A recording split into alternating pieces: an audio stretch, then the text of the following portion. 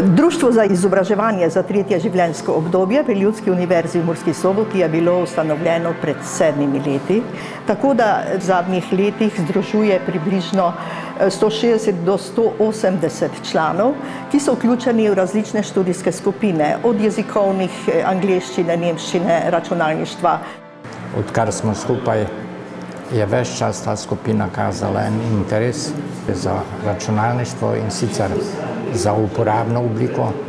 V začetku smo se pravzaprav vsi malo lovili, s časoma smo pa rdečo nit povlekli, tako da jaz mislim, da so ljudje zadovoljni glede na to, kar znajo. Po upokojitvi sem praktično jaz še aktivno delal v knjigovodstvu naprej, še danes delam. Upravna knjigovodska dela za to društvo in brez znanja na računalniku najbrž ne bi uspel tega dela, kar se sedaj zahteva.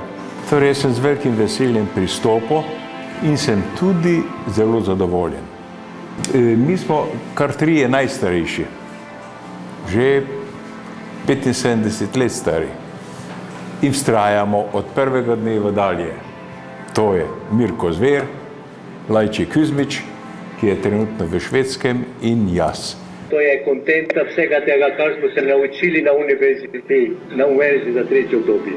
Če povem po pravici, sem bila leta 1992 zelo vesela, da sem šla v pokoj in sem študirala, jezik, angleščina, nemščina, švedščina, nekaj bi se dalo z tega narediti.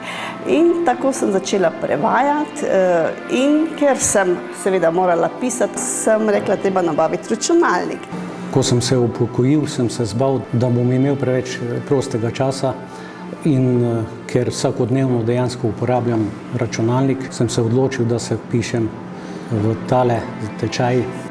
Kakšen dedi bi pa bil, da se na to ne bi razumel? Zaradi vnukov sem moral biti. Nabavil sem računalnik in trebalo se začeti učiti. Potem pa se zgodi še to, da mi vnuk odide študirati v Ameriko, zdaj smo pa tam.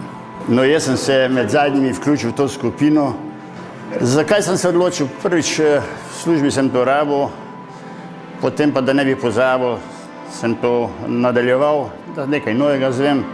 Če mene vprašate, kaj mi pomeni računalnik, nudi mi široke možnosti za izobraževanje in pa tudi za zabavo.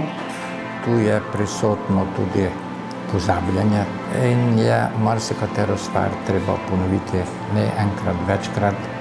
In to znanje, ki ga zdaj imajo, s pridom lahko uporabljajo v okoliščinah, v kateri živijo.